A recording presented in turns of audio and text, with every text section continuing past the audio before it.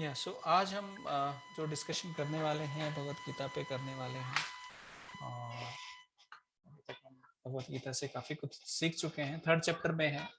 और third chapter में हमने देखा कि भगवान कर्म के ऊपर बात कर रहे हैं। और उसके पहले आज सब लोग मुझे विश कर रहे थे, तो मैं बोला थोड़ा भगवत गीता में इसके बारे में क्या बताया जाता है उसके ऊपर थोड़ा देखते हैं। तो भगवत गीता हमें बताती है, क्या सिखाती है। सेकेंड चैप्टर में बताती है कि हम लोग ये शरीर नहीं है, बट आत्मा है जो कि इस शरीर के अंदर विराजमान है। राइट। तो आत्मा का स्वरूप क्या है? आत्मा का स्वरूप है कि सच्चित आनंद।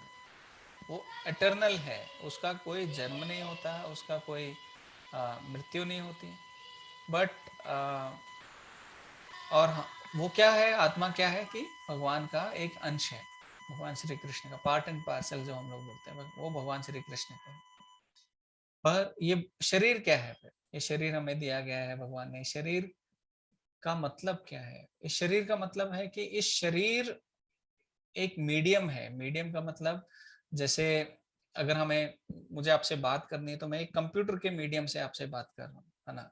एक कार को एक मीडियम लेते हैं। कार कार क्या करती है? कार हमें एक स्थान से दूसरे स्थान पर लेके जाती है ना। उसका एक पर्पस है कि, और हमें सही जगह जाना चाहिए उस कार से। हम कहीं भी उसको लेके घूमते रहेंगे तो उस कार का कुछ मतलब नहीं।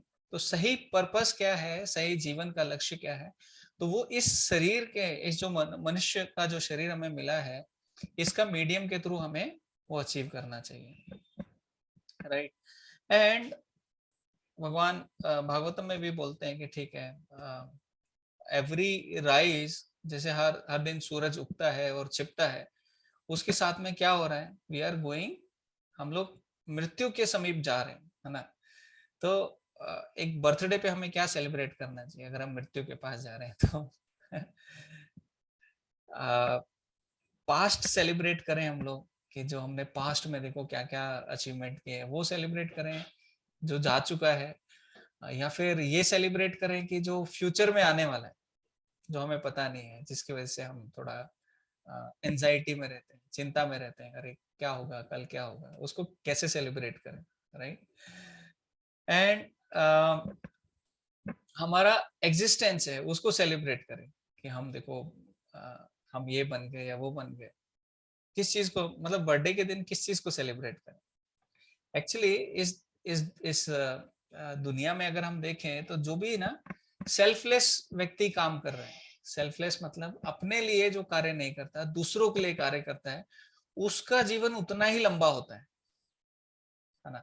जैसे अगर आप गांधी जी का नाम लें तो गांधी जी ने स्वतंत्रता दिलाने में बहुत बड़ा योगदान दिया, और उसके सेल्फलेस काम किया, दूसरों के लिए काम किया, इसलिए उनका इतना नाम लिया जाता है। मदर टेरेसा, अरे इतने सबको उन्होंने बहुत सेवा की समाज में। शिला प्रभुपाद। और अगर ऐसे देखेंगे तो जितना सेल्फलेस सेवा करते हैं इस दुनिया में, तो उतना ही जीवन लंबा होता है, उतना ही उनका नाम याद किया जाता है, उतना ही उनको लोग जानते हैं, पहचानते हैं, समझते हैं। इस दुनिया में भी अगर जैसे कोई देश के लिए सेवा करता है ना, जो कोई हम देखते हैं बॉर्डर पे बहुत सारे सैनिक खड़े होते हैं, और उनके प्रति हम कृतज्ञ भी हैं, क्योंकि अगर वो बॉर्डर पे खड़े हैं इसलिए हम शांति से अपने देश के अंदर बैठकर अपने सारे कार्य कर सकते हैं। नहीं तो आए दिन यहाँ पे भी आतंकवाद की घटनाएं हो तो कैसा लगेगा, है ना, वो अप्रिशिएट नहीं होंगी।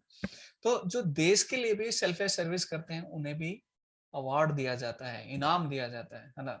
सोसाइटी के लिए करते हैं, जैसे राजेंद्र जी डॉक्टर हैं, तो वो कोरोना में डॉक्टर को बहुत ज्यादा ना अप्रिशिएट किया गया। उन्होंने अपनी जान पे खेल के पेशेंट देखते थे। उनको भी कोविड हुआ, डॉक्टरों को भी कोविड हुआ, कई डॉक्टर्स ने अपनी जान भी गंवाई। तो बहुत कुछ, तो उनको भी बहुत ज्यादा अप्रिशिएट किया जाता है कि देखो अपना सेल्फलेस सर्विस कर रहे हैं, अपना नहीं सोच रहे हैं, दूसरे का सोच रहे हैं। राइट। और कुछ कुछ स्पेशल अगर आप कार्य करते हो, जैसे कोई इंजीनियरिंग में कुछ कार्य करता है कि बहुत बड़ा कुछ ताजमहल बना दिया, ताजमहल बनाना कितनी बड़ी बात है, या फिर कुछ और बनाना, तो मेट्रो बना दी, एरोप्लेन बना दिया, पेनिसिलिन है ना, उसका आविष्कार हुआ था, तो बोले देखो इन्होंने आविष्कार किया है, तो इनको अप्रिशिएट करना चाहिए। तो ऐसे ना अलग अलग, आइंस्टीन है, और हर एक फील्ड में एक एक ना महाजन आप बोल सकते हो, तो वो उस फील्ड के एकदम टॉप मोस्ट पर्सन है, जो इस समाज की सेवा के लिए, दुनिया की सेवा के लिए आ, कुछ कर रहे हैं, इसलिए उनको अप्रिशिएट किया जाता है, उनको उनका नाम का गुणगान होता है, राइट। जैसे अगर लोग ना इस दुनिया में अपनी कंपनी के लिए सेवा करते हैं, किसी जगह पे काम करते हैं, तो कंपनी से जब रिटायर होते हैं, आर्मी से जब मेरे फादर रिटायर हुए थे, तो उनको एकदम लमसम ऐसा पैसा मिला था, 10 लाख रुपए उस टाइम पे। तो वो उनका सब जमा हुआ, जो पीएफ था और ये था वो था, वो काफी कुछ पैसा मिला था, तो उनको रिवार्ड किया जाता है कि हाँ देखो आपने सेवा की, फिर कोई मेडल देते हैं, फिर कुछ ऐसा देते हैं, राइट। तो आप लोग को जैसे हम लोग बोल रहे हैं हमारा जीवन है, उसका उद्देश्य है, तो हमारे जीवन का कुछ उद्देश्य है। हम लोग बोल रहे हैं चलो हम भक्ति करते हैं, भक्ति एकमात्र सॉल्यूशन है, हमें इस मनुष्य शरीर से एक सही जगह हम पहुंचेंगे, है ना। तो क्या हमको रिवॉर्ड मिल रहा है इसका, कुछ मिल रहा है क्या, कि हम भक्ति कर रहे हैं तो हमें देखो 4 हाथ आ गए, या फिर मेरे पीछे ऐसे लाइट, पिक्चरों में दिखाते हैं वो लाइट जलती है, वैसा कुछ लाइट जल रहा है, आप लोग को दिख रहा है क्या, कुछ कुछ ऐसा हो रहा है क्या, कोई और जो और भक्ति कर रहा है उसके साथ में कुछ ऐसा हो रहा है क्या। तो भक्ति का क्या रिवार्ड है ना। जो भक्त लोग हैं इतनी मेहनत से भगवान की सेवा करते हैं, बहुत सारी कठिनाइयों में भी भगवान को याद करते हैं, है ना। कठिनाइयों के बहुत सारे उदाहरण हैं, जैसे अभी ना आजकल आ, आ, जो बसंत पंचमी गई थी उस दिन भीष्म पितामह जो थे, उन्होंने अपना जीवन का त्याग किया था, है ना। भीष्म अष्टमी आई थी जो अभी 3 4 4 दिन पहले थी, तो भीष्म अष्टमी को उन्होंने अपना जीवन का त्याग किया।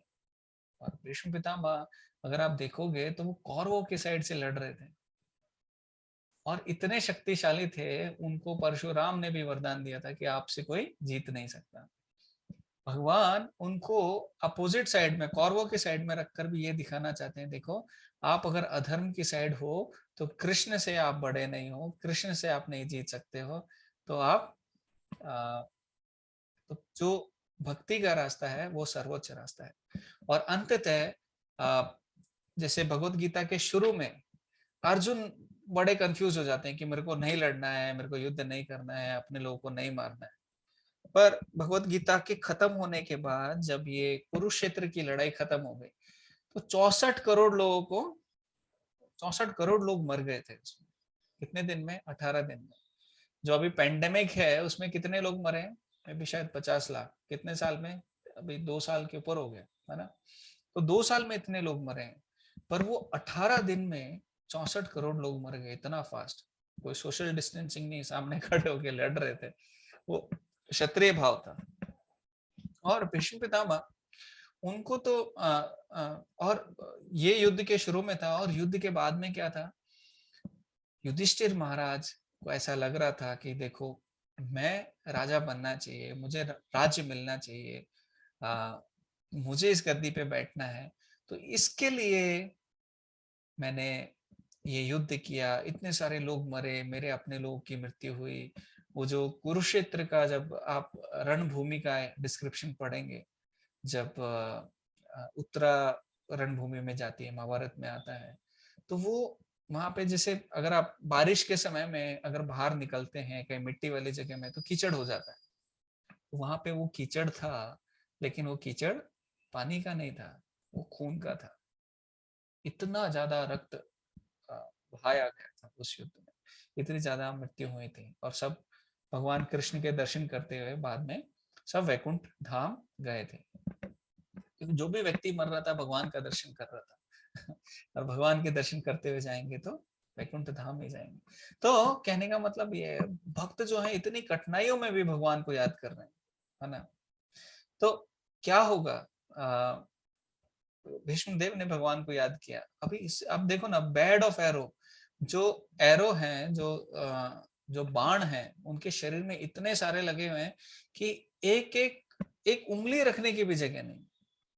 उनके शरीर में आप जाके उंगली नहीं रख सकते, इतनी भी जगह नहीं। पूरे शरीर को बाणों से ऐसे बाण लगा दिए थे अर्जुन ने। तो अभी वो लेटे भी है, क्योंकि इच्छा मृत्यु है, तो ऐसे मर नहीं सकते जब तक उनकी इच्छा नहीं है। तो आप देखिए कितना पेनफुल सिचुएशन है। उसमें भगवान श्री कृष्ण अर्जुन को लेके आ रहे हैं, युधिष्ठिर को लेके आ रहे हैं, और भीष्म पितामह से बोल रहे हैं कि आप इन्हें अभी बताइए कि धर्म क्या है, क्या सही है, क्या गलत है।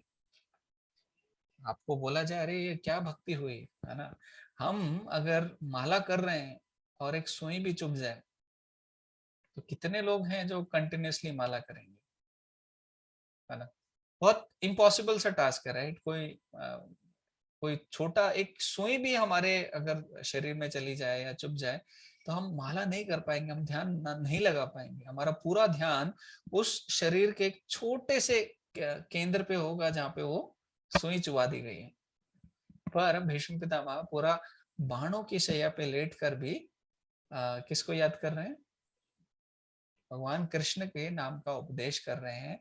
युधिष्ठिर को भगवान को याद कर पा रहे हैं। तो हमारे अंदर शक्ति है क्या कि हम मृत्यु के समय में भगवान को याद कर पाए? हमारे अंदर कोई शक्ति नहीं है। सच बताएं तो हमारे अंदर वो पावर नहीं है। वो पावर भगवान के अंदर ही है, भगवान ही हमें दे सकते हैं। और कब दे सकते हैं? जब भगवान हमसे प्रसन्न है। भगवान कब प्रसन्न होंगे? जब हम उनको हमेशा याद रखेंगे, अपने अच्छे समय में, बुरे समय में, दुख में, सुख में, है ना। तो भगवान को याद रखेंगे, तब वो हमें आ, आ, ये करेंगे, तब हमें भगवान प्रसन्न होंगे। और हमें जो अंत समय है, भगवान बोलते हैं कि देखो, तुमने अपना पूरा जीवन भक्ति में लगाया है, तो असली जो मैं बोल रहा हूँ ना, रिवॉर्ड क्या है, अपने भक्ति की आपको मिला क्या? भगवान बोल रहे हैं, मैं तुमको जब तुम्हें सबसे ज्यादा मेरी जरूरत होगी और कोई तुम्हारी मदद नहीं कर पाएगा, उस समय पर मैं आऊंगा और तुम्हारी मदद करूंगा। और वो समय कब होता है? वो मृत्यु का समय होता है। मृत्यु के समय में हम, भगवान अगर हम आकर हमें वापस ले जाएं, तो इससे अच्छी बात हमारे लिए क्या होगी, है ना। भीष्मदेव भगवान को याद कर पाए। वो कर क्या रहे थे? पूरा जीवन दुर्योधन की सेवा कर रहे थे। दुर्योधन अपने बारे में हमेशा इतना ज्यादा केयर करता था, अपने बारे में इतना चिंतित रहता कि मैं सबसे बड़ा हूँ, मैं सबसे अच्छा हूँ, है ना। तो उसके ऊपर अगर कोई छाता लेकर भी चलता था गर्मी में, धूप में, उस छाते को भी रखने नहीं देता था। वो बोलता था देखो, मेरे से ऊपर छाता भी नहीं है, मेरे ऊपर छाता भी नहीं आना चाहिए। तो ऐसे व्यक्ति की सेवा करते हुए भीष्म पितामह ने अपने जीवन में कभी ये चिंता नहीं करी कि देखो, मैं जो हूँ, मैं जो व्यक्ति हूँ, भगवान ने मुझे इस दुर्योधन की सेवा में लगाया है, और मैं पूरी शक्ति से लड़ रहा हूँ। पर मुझे क्या दिखाना है कि मेरी पूरी शक्ति भी भगवान या धर्म के रास्ते में अगर मैं लगा दूं, तो तब भी वो विजय नहीं हो पाएगी। भगवान बता रहे हैं जो भक्ति का रास्ता है वो सबसे ज्यादा इम्पोर्टेंट है ना। भगवान कैसे हमारी मदद करते हैं, आजकल के समय में कैसे कर रहे हैं? भगवान खुद आते हैं, है ना। भगवान अलग अलग अवतार लेते हैं, खुद आते हैं, अपने अवतारों को भेजते हैं, अपने शुद्ध भक्त को भेजते हैं, है ना। श्रील प्रभुपाद को भेजते हैं। हमारे पास किताबें हैं, इस्कॉन के मंदिर है, और बहुत सारी संस्थाएं हैं जो अच्छा भक्ति सिखा रहे हैं, सब बता रहे हैं, है ना। तो अभी अगर हमारे अंदर शक्ति देखे, तो जो एक सॉन्ग हमने पहले भी गाया था, एकाकी अमर नहीं पाया बाल हरिनाम संकीर्तने, तुम्ही कृपा कोरी श्रद्धा बिंदु दिया, करो कृष्णा नाम दाने। तो मेरे अंदर, अकेले के अंदर वो शक्ति नहीं है कि मैं हरिनाम का संकीर्तन करूं। तुम्ही कृपा कोरी श्रद्धा, आप ही मेरे ऊपर कृपा करें। जो वैष्णव है, जो भक्त लोग हैं, वो कृपा करें। हमारे गुरुजन हैं जो हमारे और जो लोग हैं, आप कृपा करेंगे, मेरे अंदर वो शक्ति आएगी, वो डिटर्मिनेशन आएगा, वो दृढ़ता आएगी कि मैं भक्ति को भक्ति में आगे बढ़ पाऊंगा। मैं समझ पाऊंगा कि मैं भगवान का दास हूँ, मेरा भगवान के साथ में रिलेशन है। जब वो संबंध बनता है ना, तब हम माला कर पाते हैं। हम बोलते हैं माला करो, माला करो, उसका मतलब क्या? आप माला लो और बैठ जाओ। क्या बोल रहे हो? हरे कृष्णा हरे कृष्णा। उससे क्या होगा? आप सारे काम कर रहे हो, मोबाइल देख रहे हो, यहाँ घूम रहे हो। तो वो माला करना नहीं होता।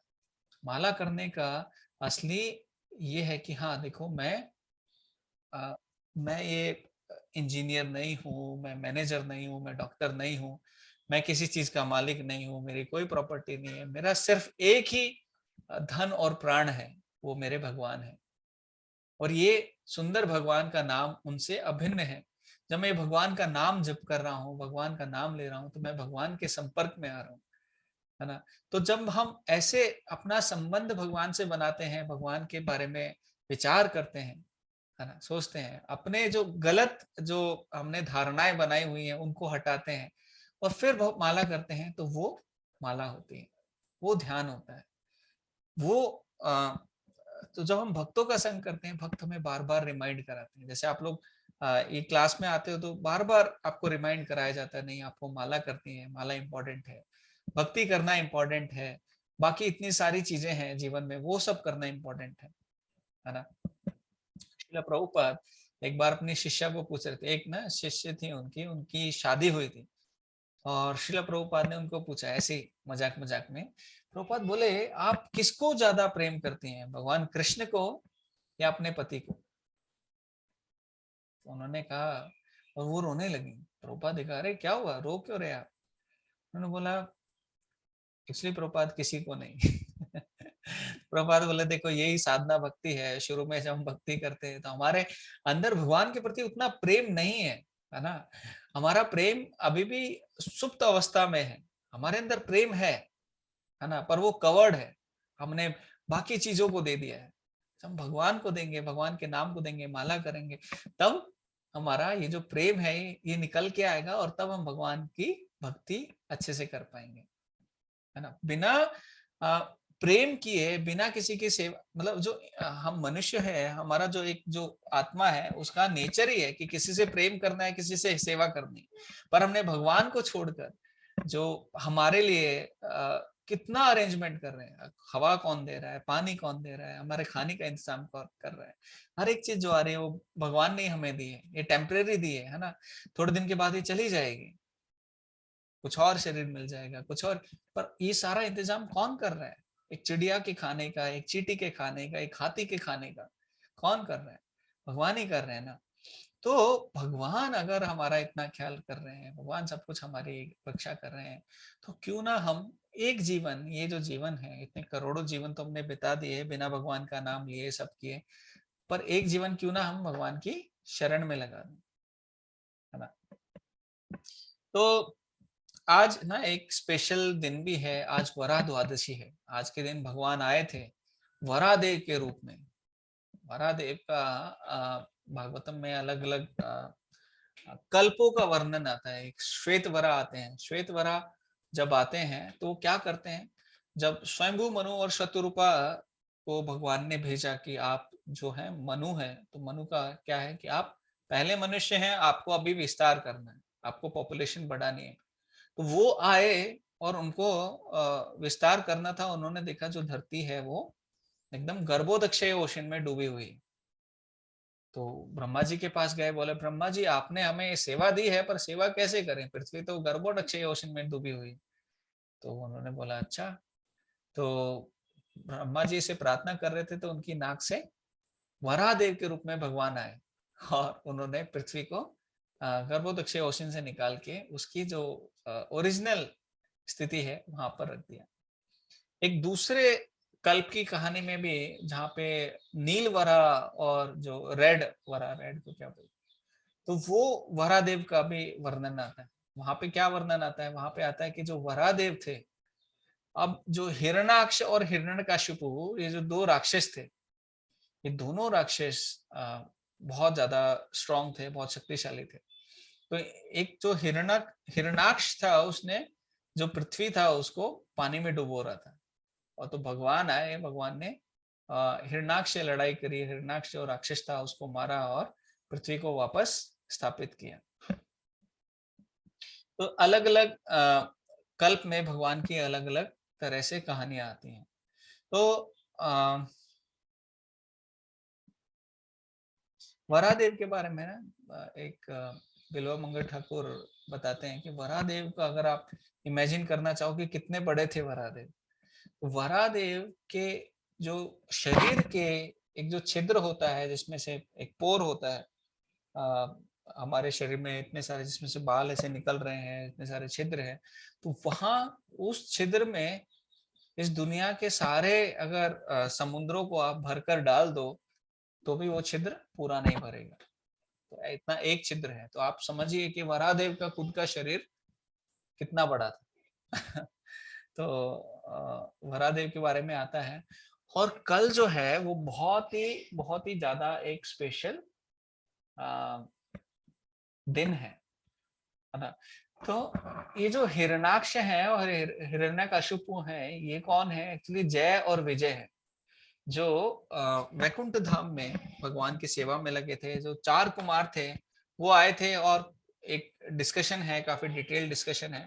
तो 4 कुमार जो एक बच्चों के जैसे, बहुत छोटे बच्चों के जैसे उनका शरीर था, पर उन्होंने कोई वस्त्र नहीं पहने थे और भगवान के दर्शन के लिए जाना चाहते थे। तो उन्होंने देखा अरे इन्होंने वस्त्र ही नहीं पहने, तो जय विजय ने उनको अंदर जाने नहीं दिया। बोला आप कैसे जा रहे हो?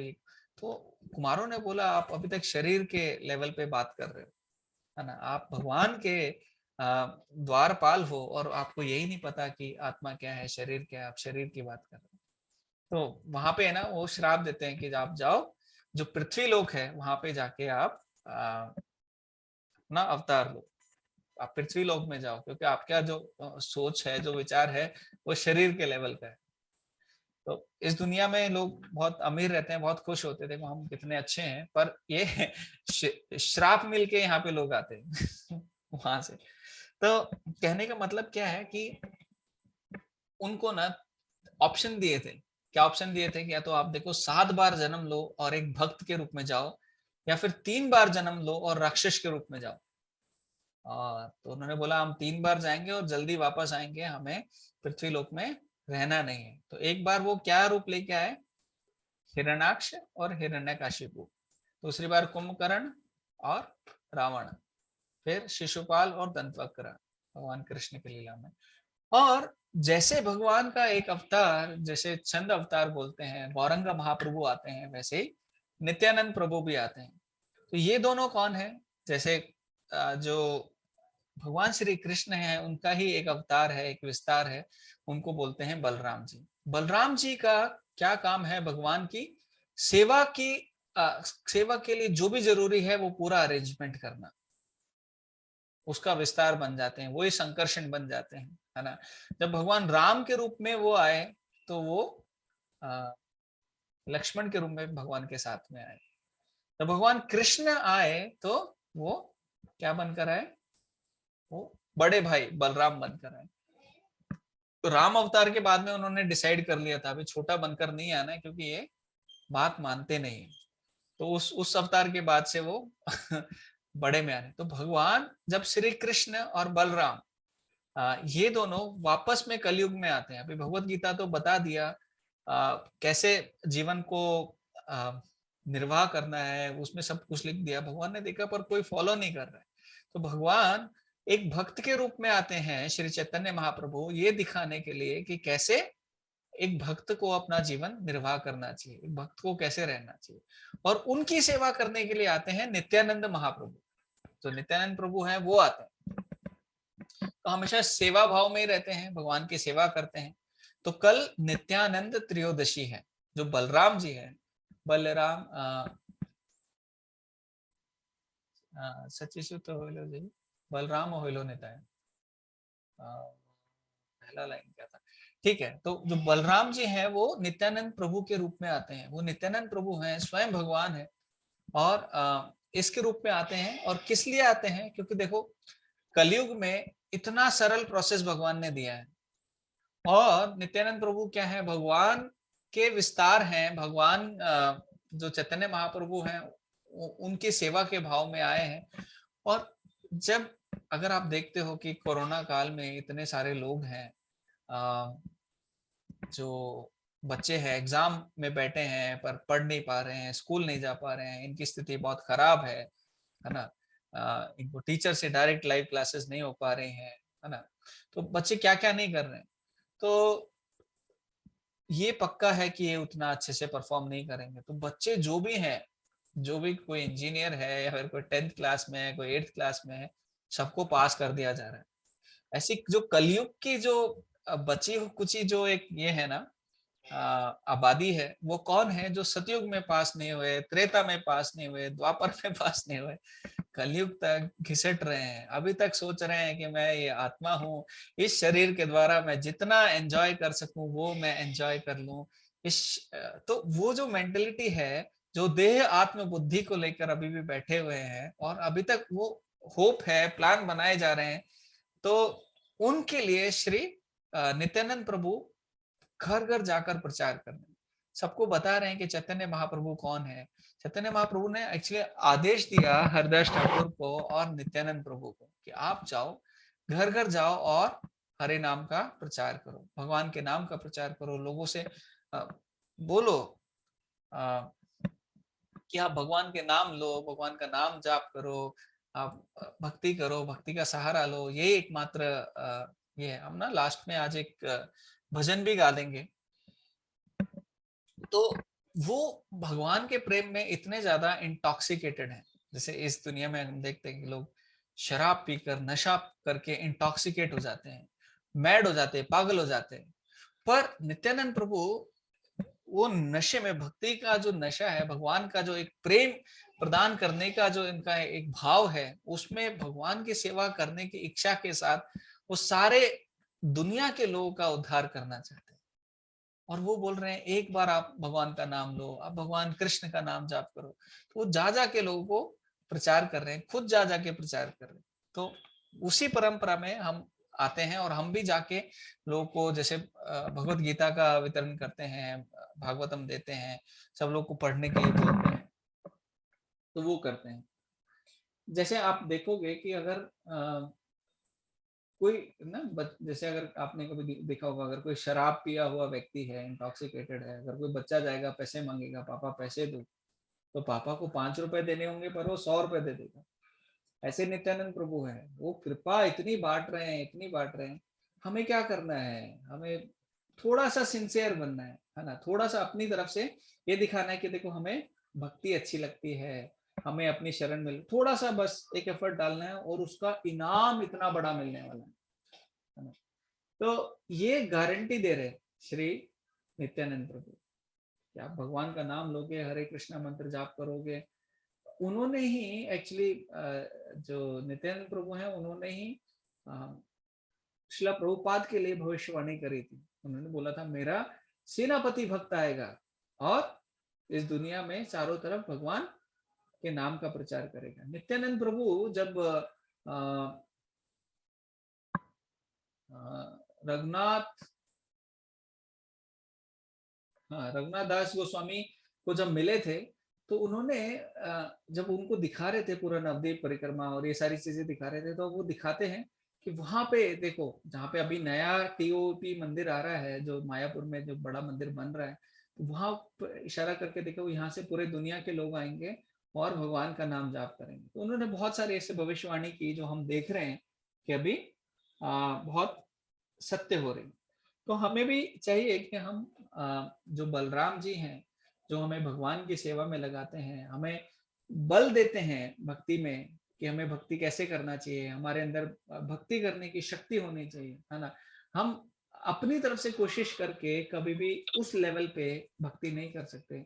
अपने बल पे एटलीस्ट भक्ति कर पाना तो सबसे मुश्किल है। आप इस दुनिया में बहुत कुछ पा सकते हो, पर स्पिरिचुअल लाइफ में अगर हमें आगे बढ़ना है, कुछ चाहिए, तो हमें एसोसिएशन तो लगता ही है, और वो उसके द्वारा ही हमें भक्ति मिलती है।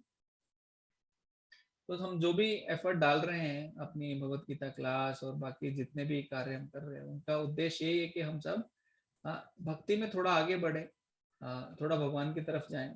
अभी ठीक है, तो अभी अपना ना भगवत गीता क्लास स्टार्ट करते हैं। सब मैं तो कुछ ज्यादा ही थोड़ा बोल गया। कल मैं ना एक नित्यानंद प्रभु के ऊपर आप सबके साथ में ग्रुप में ना एक लेक्चर शेयर करूंगा। तो उसमें पूरा डिटेल में नित्यानंद प्रभु के ऊपर है, आप वो सुनिए। नित्यानंद अपीयरेंस डे पे ही है, तो आप वो सुनिए। उसमें आपको और भी बहुत सारी जो लीलाएं हैं वो पता चलेंगी। उनका जन्म हुआ कहाँ पे हुआ, एक चित्र में हुआ, वो बचपन में क्या करते थे, बहुत सारे भगवान की जो लीलाएं हैं उसके ऊपर ड्रामा करते थे। फिर कैसे एक ब्राह्मण आए और उनको 12 साल की उम्र में लेकर गए, और फिर 32 साल तक वो घूमते रहे। वो वेट करते रहे कि चैतन्य महाप्रभु कब आ, जो हरि नाम संकीर्तन का मूवमेंट स्टार्ट करेंगे और कब मैं उनकी सेवा में लगूंगा। तो बहुत सारी ना स्टोरीज हैं और आपको बहुत ही अच्छा लगेगा वो सुनकर। तो मैं शेयर करूंगा ग्रुप में, क्योंकि हमारे क्लास में बहुत ही लिमिटेड टाइम रहता है। पर इस दुनिया में अगर कोई सबसे ज्यादा दयालु है, मर्सीफुल है, तो वो है नित्यानंद प्रभु। तो हमें मौका नहीं छोड़ना चाहिए। कल दोपहर तक हम लोग व्रत करते हैं, हम लोग ज्यादा माला करते हैं, नित्यानंद प्रभु से प्रार्थना करते हैं कि वो हमें शरण में लें और हमें ये करें, भक्ति में भी आगे बढ़ने की शक्ति दें। ठीक है, तो आज की क्लास हम यहाँ शुरू करते हैं। किसी का कोई क्वेश्चन है अभी तक के डिस्कशन पे? तो हमारी लाइफ सेलिब्रेटेड कब होगी, हम उसके ऊपर डिस्कस कर रहे थे कि बर्थडे तो है, पर इसका असली मीनिंग क्या है? जीवन का असली मीनिंग है कि हमें सेवा करनी है। सेवा नहीं करेंगे, बिना सेवा के तो इस दुनिया में भी कोई आपको कुछ नहीं कहेगा, कोई भी आपको पूछेगा नहीं, है ना। जब सेवा करते हैं तो उतना ही आपका यश बढ़ता है। तो वैसे ही भगवान की सेवा करते हैं तो दिखता नहीं है, अरे मैं 3 साल हो गए भक्ति करते हुए, मेरे को भगवान दिखने नहीं लगे। 5 साल हो गए नहीं दिख रहे, अभी मैं 10 साल हो गए भक्ति करते नहीं दिख रहे, मैंने जो 30 साल से भक्ति कर रहे हैं उनको भी नहीं दिख रहे। तो ये क्या चक्कर है, कुछ ठीक ठाक है कि नहीं है? पर हमें दिखता है कि हमारे अंदर के जो अनर्थ हैं, जो गलत चीजें हैं, वो जा रहे हैं। और वो उनके जाने के साथ साथ हम भक्ति में हमारा जो जो माला के लिए है, भगवान के लिए है, भक्तों के लिए हमारा जो प्रेम है वो भी बढ़ रहा है। तो वो सारे लक्षण आ रहे हैं, जो बुरी क्वालिटीज हैं वो जा रही हैं, तो हमें समझ में आता है कि हम भक्ति में आगे बढ़ रहे हैं। और कितने ज्यादा हम अपनी साइड से कोशिश कर रहे हैं उसके ऊपर भी डिपेंड करते हैं। हमारा बर्थडे, हमारा जीवन, हर एक्चुअली तो हमारा वैसे कोई जीवन ही नहीं है, हम आत्मा है। पर इस शरीर का जो लाभ है वो तभी होगा जब हम भक्ति में अपने जीवन को भगवान श्री कृष्ण की शरण में लगाएं, भक्ति का जो नियम है उनका पालन करें। जो 4 नियम दिए गए हैं ये नहीं करना है, और 4 जो चीज़ें हैं वो करनी है। एसोसिएशन लेना है भक्तों का, किताबें पढ़नी है, चैंटिंग करना है, भगवान का प्रसाद खाना है, और एंथुसियाज्म, ABCDE से क्या है, एंथुसियाज्म, एनर्जी के साथ में वो कार्य करना है। और 4 चीज़ें क्या नहीं करनी है, फिर से मैं दोहरा देता हूँ कि मांस नहीं खाना है, गलत संबंध नहीं बनाना है, और नशा पान नहीं करना है ना, और जुआ नहीं खेलना। ये 4 चीजें हमें नहीं करनी है। तो ये इंपॉर्टेंट चीजें हैं जो हमें नहीं करनी है, और ये करनी है वो बता दिया है। तो कम से कम भक्ति के इतने नियम फॉलो करो, भगवान श्री नित्यानंद प्रभु से आप प्रार्थना करो। वही हमारे असली एम्पायर है। जब हम अगर आउट भी हो गए तो वो दोनों हाथ खड़ा करके वो 6 ही देते हैं। तो नाचो गाओ, भगवान का कीर्तन करो, और प्रसाद खाओ, और भक्ति में आगे बढ़ो। ठीक है, हम लोग भगवत गीता के 3rd चैप्टर में थे, और आज 13वां श्लोक लेंगे, राइट? आप लोग हैं साथ में? हरे कृष्णा।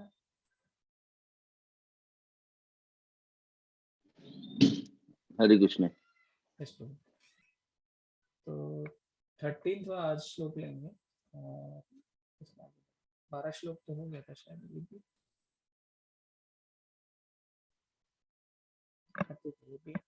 उसी लाइन में है जो हमारा डिस्कशन है आज का। यज्ञ शिष्टाशिना संतो,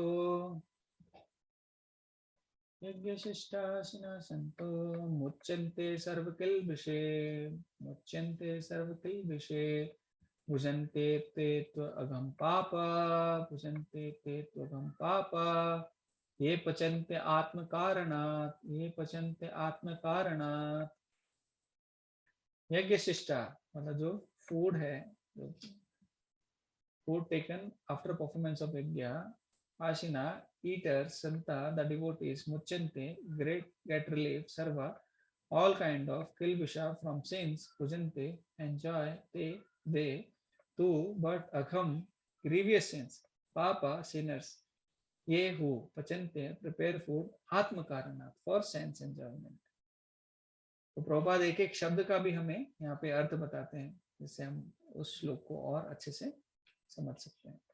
translation and purport by Srila Prabhupada की जय। कोई पढ़ना चाहेगा आप में से?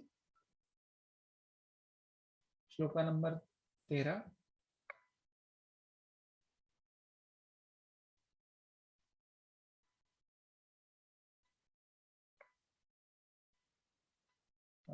माता जी है, दीक्षा माता जी है। परपट पढ़ना है क्या प्रभु जी? ट्रांसलेशन भी पढ़ना है माता जी और परपट भी पढ़ना है। Okay, I will. The devotees of the Lord are released from all kinds of sins because they eat food which is offered first for sacrifice. Others who prepare good food for personal sense enjoyment verily eat only sin. Purport: the devotees of the Supreme Lord or the persons who are in Krishna consciousness are called Santas, and they are always in love with the Lord as it is described in Brahma Samhita. Premanjana Chulita Bhakti Vilochanena Santaha Sadaiva Hridayeshu Vilokayanti. The Santas, being always in a compact of love with the Supreme Personality of Godhead Govinda, the giver of all pleasures, or Mukunda, the giver of liberation, or Krishna, the all attractive person, cannot accept anything without first offering it to the Supreme Person. Therefore, such devotees always perform yajnas in different modes of devotional service such as Shravanam, Kirtanam, Smaranam, Archanam, etc. And this performance of yajnas keep them always aloof from all kinds of contamination of sinful association in the material world. Others who prepare food for self or sense gratification are not only thieves but also the eaters of all kinds of seeds. How can a person be happy if he is both thief and sinful? It's not possible. Therefore, in order for people in all ways, they must be taught to perform the easy process of Sankirtan Yajna, a full Krishna consciousness. Otherwise, there can be no peace or happiness in the world. Hare Hare Krishna. Krishna. Thank you very much माता जी। यहाँ पे बहुत ही simple है, straight forward है। भगवान बता रहे हैं कि देखो जो भक्त लोग हैं वो क्या करते हैं, तो सारे पापों से मुक्त हो जाते हैं। कब होते हैं पापों से मुक्त? जब वो क्या खाते हैं? प्रसाद खाते हैं। प्रसाद क्या होता है? जो भोगा, जो भी हम कुछ बनाते हैं वो पहले भगवान को हम ऑफर करते हैं, भगवान को देते हैं और फिर हम उसे एक्सेप्ट करते हैं। और अगर जो लोग ऐसा नहीं करते हैं वो क्या कर रहे हैं?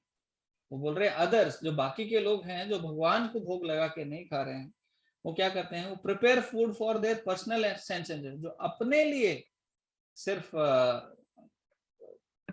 खाना बना रहे हैं और अपने जो जीवा के टेस्ट के लिए बना रहे हैं, वो क्या कर रहे हैं? वो सिर्फ पाप खा रहे हैं, वो खाना नहीं खा रहे, वो पाप खा रहे। क्यों? क्योंकि बहुत सारी चीजों में अगर आप देखोगे तो पाप होता है।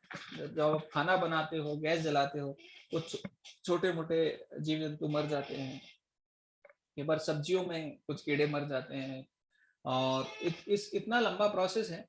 तो जब आप चलते हो तो चींटियां मरती हैं, बहुत सारा ऐसा कार्य होता है जीवन में।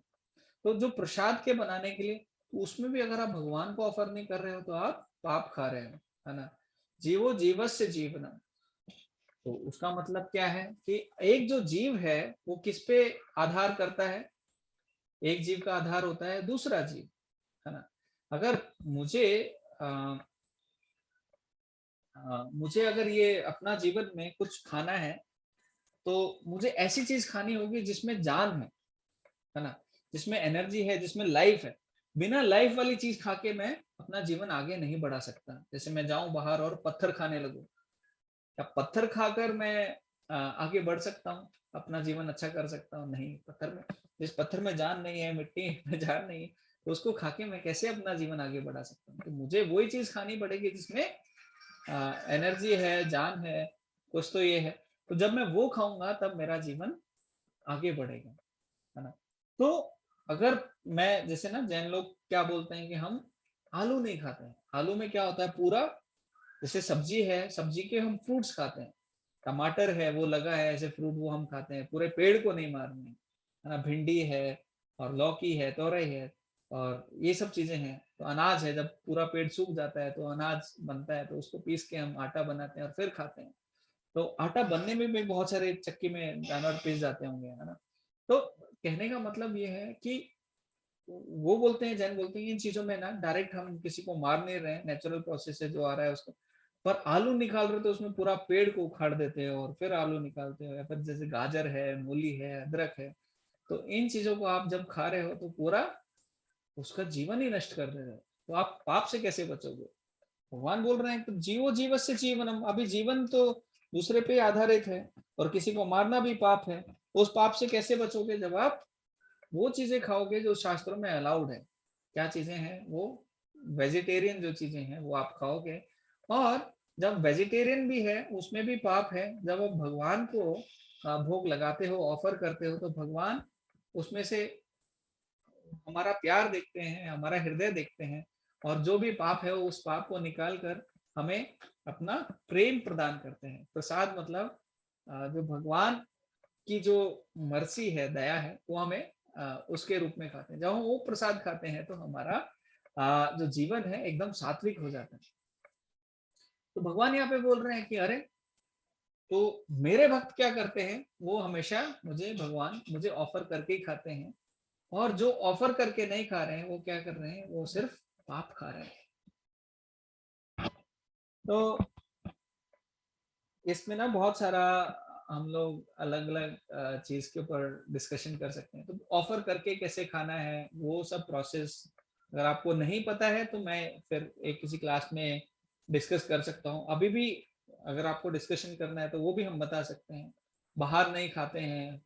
फूड साइंस क्या होता है, फूड के अंदर अगर आप देखते हैं तो जब कुछ चीज अग्नि के कांटेक्ट में आती है, जैसे जो खाना बना रहा है और कोई सब्जी बना रहा है, उसमें नीचे अग्नि है, रोटी बना रहा है उसके नीचे अग्नि है, तो अग्नि के कांटेक्ट में आता है तो खाना बनाने वाले की चेतना उस उस व्यंजन में, उस चीज में चली जाती है। जब हम वो खाते हैं तो हमारी चेतना भी वैसी ही बदल जाती है। इसलिए हमें खाने के ऊपर बहुत ज्यादा ध्यान देना पड़ता है। जैसे ABCD में जो D है वो डाइट है, वो भगवान का प्रसाद है।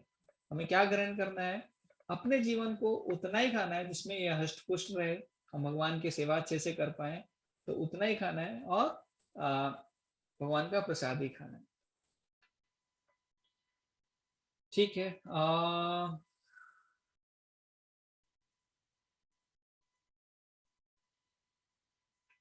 भगवान बोल रहे हैं devotees are released from all kinds of sin. अरे पाप से भी मुक्ति मिल जाती है, सब तरह के पाप से, क्योंकि आप सात्विक बन जाते हो, सात्विक बन जाते हो, भक्ति के लिए बहुत अच्छे बन जाते हो। और जब प्रसाद खा रहे हो तो आपके अंदर भगवान के प्रति प्रेम बढ़ता है। प्रेम बढ़ता है तो आप पहले तो पाप नहीं करते हो और भगवान का नाम जाप करते हो और भगवान की जो भक्ति में लग जाते हो, और भक्ति की शक्ति से सारे पाप नष्ट हो जाते हैं। भगवान हमारे सारे पाप काट देते हैं। ऐसे बोलते हैं ना लास्ट में, सर्वधर्मान परित्यज्य माम एकम शरणम व्रज। सब कुछ छोड़ के, सारे धर्मों को छोड़कर मेरे शरण में आ जाओ। अहम त्वम सर्व पापेभ्यो, मैं तुम्हारे सारे पापों का नाश कर दूंगा। भगवान ने क्लियर डिक्लेयर किया है, बोल्डली सबको बोला है कि मैं तुम्हारे सारे पापों का नाश कर दूंगा अगर आप मेरी शरण में आ जाते हो। मोक्षयिष्यामि मा शुचः, इसमें डरने की कोई बात नहीं है ना? तो भगवत गीता के लास्ट में भी भगवान बता रहे हैं और यहाँ पे भी बता रहे हैं।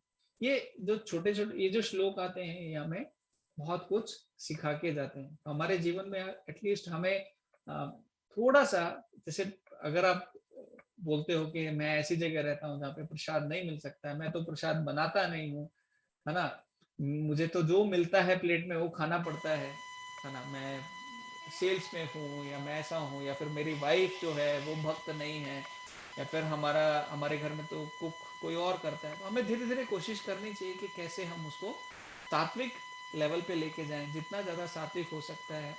और भगवान की एक फ़ोटो रखें तो उसमें बिना लहसुन प्याज वाला खाना हम भगवान को ऑफ़र करें। जैसे एक हमारे भक्त हैं जिनके माँ बाप वो बिना प्याज लहसुन के खा ही नहीं सकते।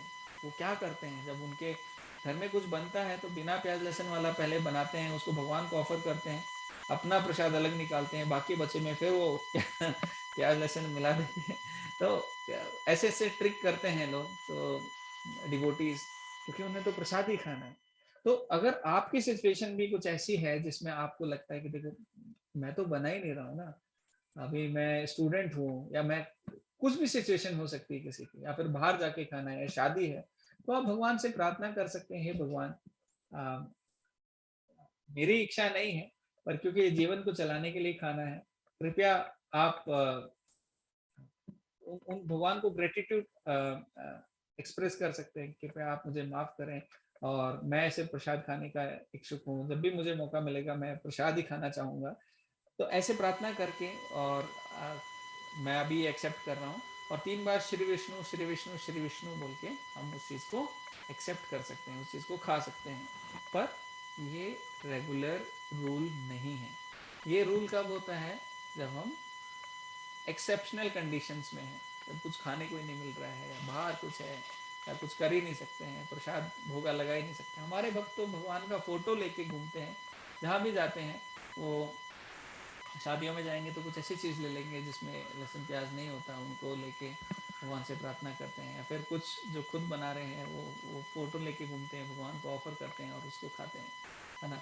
कुछ भक्त तो जैसे मैं भी अमेरिका गया था, तो मैं अपना ना खिचड़ी का पूरा सामान लेके गया था, और मैं बनाता था और भगवान को ऑफर करता था, पर भगवान की कृपा से मुझे वहाँ ना मंदिर से ही खाना आता था, तो बहुत 90% टाइम मेरे को वहाँ से आ जाता है, और 10% टाइम मैंने कुक करके वहाँ पे भगवान की फ़ोटो रख के मैं ऑफ़र करता था भगवान को। तो ऑफ़र करने का मंत्र होता है, जब हम शिला प्रभुपाद से प्रार्थना करते हैं, अपने गुरु से प्रार्थना करते हैं, फिर जो चैतन्य महाप्रभु हैं उनसे हम प्रार्थना करते हैं, और फिर कृष्णा को हम बोलते हैं।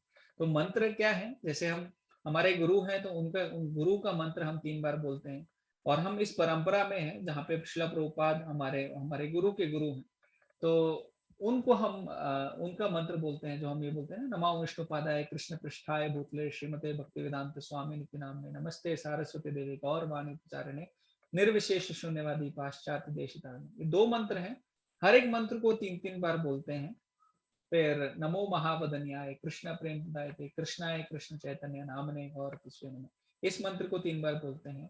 और फिर लास्ट में भगवान का नमो ब्राह्मणाय देवाय गो ब्राह्मणाय हिताय च जगत हिताय कृष्णाय गोविंदाय नमो नमः, इस मंत्र को 3 बार बोलते हैं। जब भी हम भगवान कृष्ण को ऑफर कुछ कर रहे हैं तो उसमें हमेशा तुलसी भी साथ में रखते हैं, उसको गंगा जल से उसका आचमन भी करते हैं, और भगवान से प्रार्थना भी करते हैं कि वो इसको एक्सेप्ट करें। भगवान को कुछ कुछ कमी नहीं है खाने की किसी चीज की, पर क्योंकि हमारे ये जरूरतें हैं, हमारे लिए अच्छा होगा, इसलिए हम भगवान को ऑफर करते हैं। भगवान खाते हैं जब हम प्रेम से खिलाते हैं, प्रेम से नहीं खिलाएंगे तो भगवान को तो खिलाने वाले बहुत लोग हैं, है ना। जब भगवान यहाँ पे गए थे हस्तिनापुर में, तो दुर्योधन ने 56 भोग बनाया था भगवान के लिए, वो नहीं खाया, पर विदुर के घर जाके उन्होंने क्या खाया, वो केले के छिलके खाया। विदुरानी वो केले को निकाल के फेंक रही थी और केले के छिलकों को खिला रही थी। तो प्रेम से खिलाओगे तो भगवान कुछ भी खा लेंगे। सबरी क्या खिला रही थी भगवान को प्रेम से, किसी को याद है? भगवान राम जब उनको मिले थे, कृष्ण झूठे बेर। हाँ, वो पहले बेर चख रही थी कि देखो ये खट्टा है कि मीठा है, खट्टा है तो फेंक दो, मीठा है तो भगवान को खिलाओ। तो हमें वो नहीं करना है, हमें शबरी की कॉपी नहीं करनी है, पर हमें पूरी चेतना के साथ भगवान का ध्यान रखकर, और जितना हम बेस्ट अच्छा क्लीनलीनेस से हम बना सकते हैं उतना हम वो प्रसाद बनाना चाहिए। जैसे एक बार शिला प्रभुपाद ने बोला ट्रेन के अंदर अपनी शिष्या को कि मुझे गरम राइस दाल खाना है। वो ट्रेन के अंदर कोई कैसे बना सकता है, वो भी इतनी शुद्धता से कि शिला प्रभुपाद को दिया जाए। प्रभुपाद ने बोल दिया। और वो शिष्या जो यमुना माता जी थी, वो गई पेंट्री में, उन्होंने बोला देखो मुझे तो मेरे गुरु ने आदेश दिया और मुझे बनाना है। बोला देखो यहाँ पेंट्री में हम जो बनाते हैं वो हम देते हैं, किसी को बनाने का आदेश नहीं। उन्होंने बहुत डिस्कशन किया, बहुत बातें करी। उन्होंने बोला देखो अब अगर आप मुझे नहीं बनाने दोगे तो मेरे पास, अगर मैं अपने गुरु को संतुष्ट नहीं कर पाई तो मेरे पास सिर्फ एक ही रास्ता है कि मैं अपनी जान दे दूं और मैं ये चलती ट्रेन से कूद जाऊं। तो पेंट्री वालों को विश्वास नहीं हुआ। वो जाके ट्रेन के दरवाजे के पास जाके एकदम कूदने वाली अवस्था में थी, तो 2-3 लोगों ने उनको पकड़ा और बोला नहीं आप बनाइए। तो उनको दिया, उन्होंने पूरा साफ किया प्लेटफॉर्म, हर एक चीज बहुत की, चावल वावल धोए सब, फटाफट उन्होंने श्रील प्रभुपाद के लिए गरम राइस दाल बनाया और प्रभुपाद को ऑफर किया। प्रभुपाद ने खाया, थैंक यू।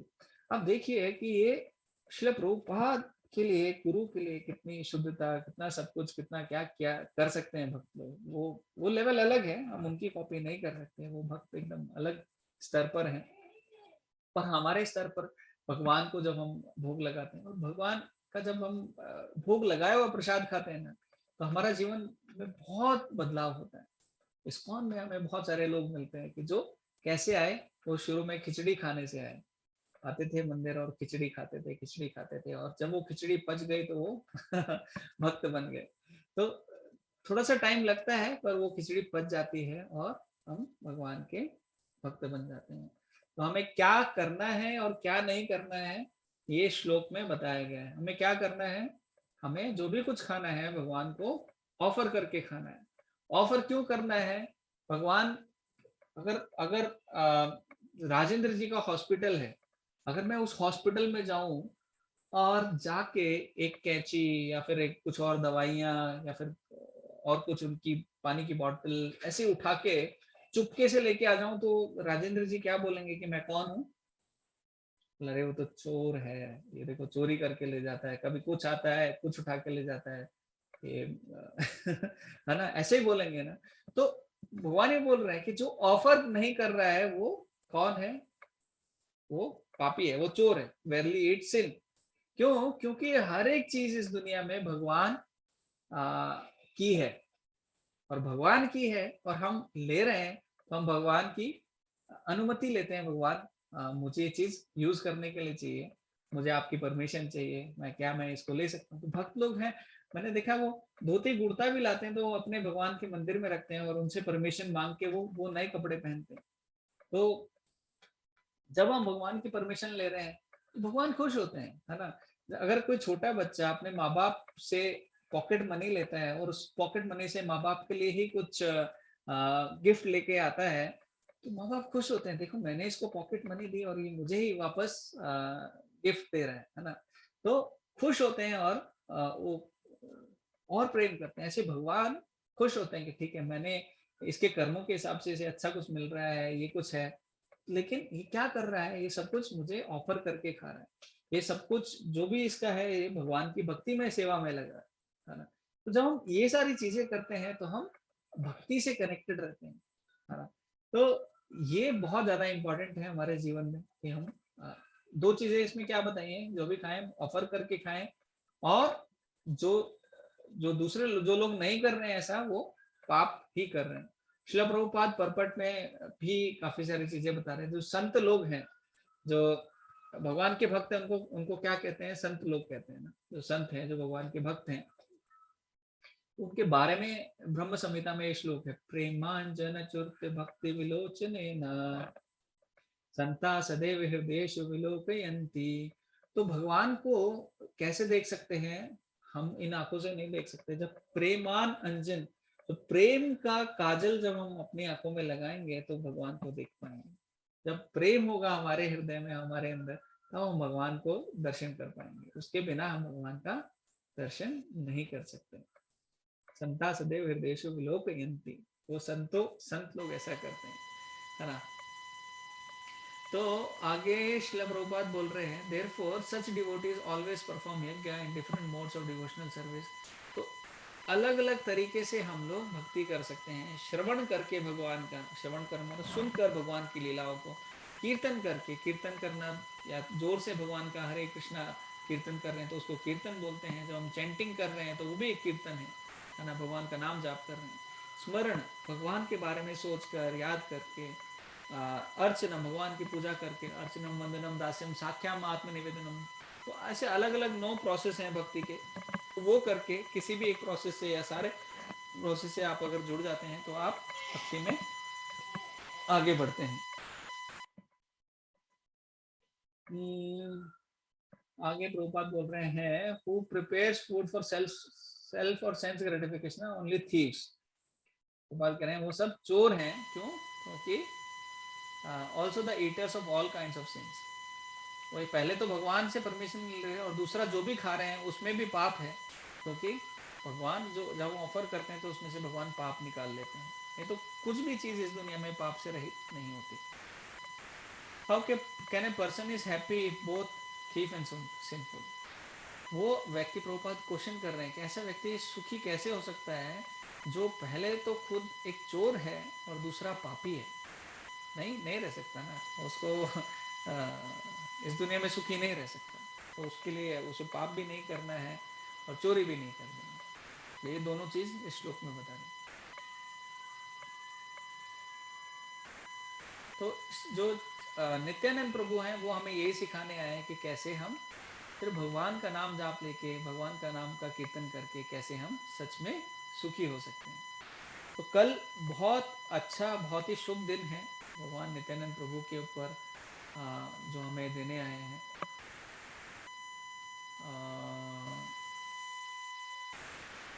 किसी का कोई क्वेश्चन है आज के डिस्कशन पे?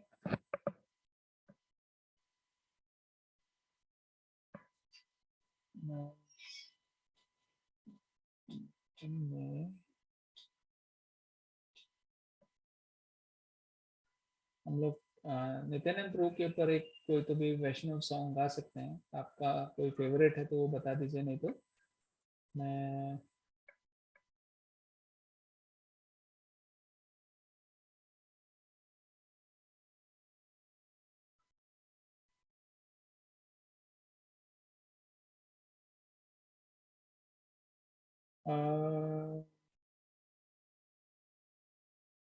ठीक है।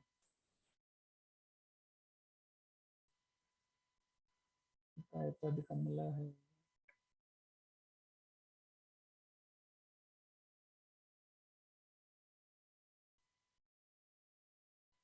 तो आज हम एक कोई भगवान नित्यानंद प्रभु के ऊपर कोई वैष्णव सॉन्ग गाएंगे, नरसिम्हाती नहीं गाएंगे, और उसके साथ में अपनी जो आज का सेशन है वो ख़त्म करेंगे। कल मैं आप लोगों को एक लेक्चर का लिंक दूंगा जिसको आप सुनकर भगवान जो नित्यानंद प्रभु हैं उनके बारे में और जान सकते हैं।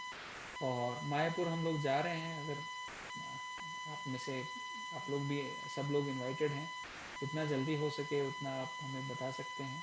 15 अप्रैल को हम लोग यहाँ से निकलेंगे और 17 अप्रैल को मायापुर पहुँचेंगे। 17 से 22 हम लोग मायापुर में रहेंगे, और फिर हम 22 को वहाँ से निकलकर वापस आ जाएंगे। आप पूरी यात्रा भी ज्वाइन कर सकते हैं, या फिर बीच में भी थोड़ा आप आ सकते हैं, जैसे भी आपको सूट करता है। बहुत छोटा सा भजन है, धन मोरा नित्यानंदा, वो आज हम गाते हैं। तो बहुत सरल है।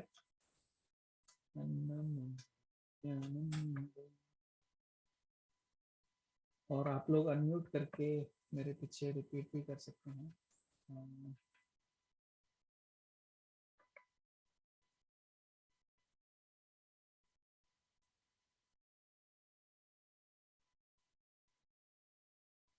ठीक है, इसमें लिखा हुआ है यहाँ पे। मैं एक लाइन गाता हूँ, आप लोग एक लाइन मेरे पीछे रिपीट कर सकते हैं। धन मोरा नित्यानंदा,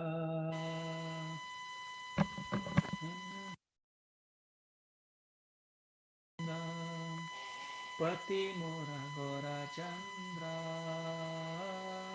पति मोरा गौरा चंद्रा, प्राण मोरा युगल किशोर,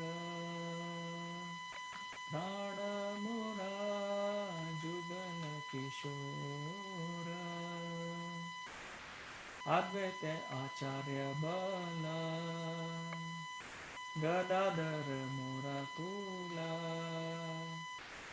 अद्वैत आचार्य बला, गदाधर मोरा कुला, नर हरि विलासे मोरा, नर हरि विलासे मोरा, वैष्णवेर पद धूली, ताहे मोरा स्नान केली, वैष्णवेर पद धूली, ताहे मोरा स्नान केली, तर्पण मोरा वैष्णवेर नाम, तर्पण मोरा वैष्णवेर नाम,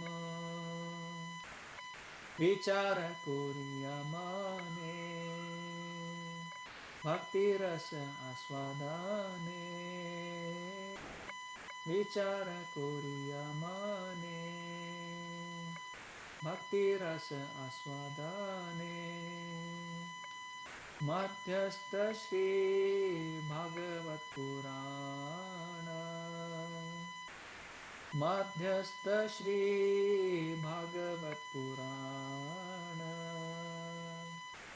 वैष्णवेर उच्चेष्टा, ताहे मोरा मन निष्ठा, वैष्णवेर उच्चेष्टा, ताहे मोरा मन निष्ठा, वैष्णवेरा नामे ते उल्लास, वैष्णवेरा नामे ता उल्लास,